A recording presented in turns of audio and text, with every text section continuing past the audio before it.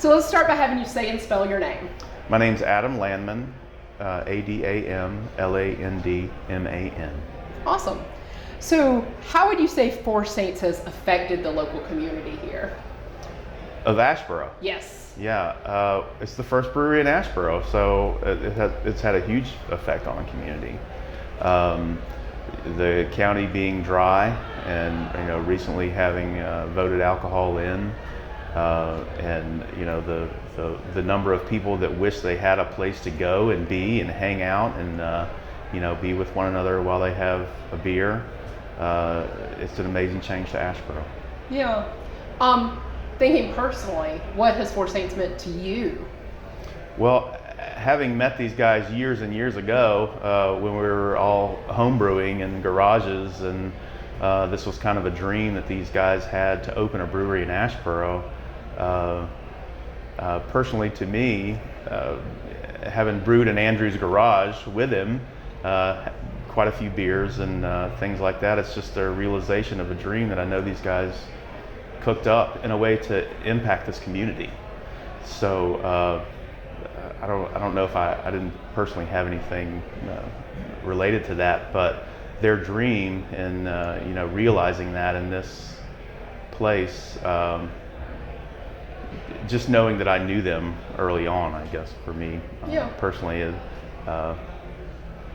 and it gives us a place to be, a place to go and to see them and ask what's brewing, or see the people that I saw people today that other potters that I haven't seen in a year, and they live 2 miles from me, but we all come 20 miles here to have a beer together, or to have a beer, and we see one another. So it's the first time I talk to these people in a year, and again, they just live a 2-minute drive from me. So it's a gathering place. So thinking about time you've spent here, do you have a favorite activity or event that something that stands out in your memory about Four Saints? Honestly, I don't spend a lot of time here. Mm-hmm. I spend most of my time working at my place of work at Starworks. We have a tap room there where we serve Four Saints beer, and I think we're one of their top customers in sale of wholesale beer. So most of my time is spent there. The time that I spend here is coming to pick up beer, or it's early and it's kind of off the clock, or it's business-like, but it's also very personal in that they're not open yet. So I get to have kind of or behind-the-scenes access, or something like that, where I'll come in the back to pick up my beer, and Andrew's back there making a beer, and say taste this or taste that. So that's what I love about it, is the relationship, the intimate relationship that we have with these guys. Because I don't come down here every evening, I work and then I go home, and we're almost 15-20 miles away. So, but I just love having a personal relationship with these guys, and knowing that I've known them from the very beginning. Yeah. And I'm going to throw you an extra question because of something you said earlier.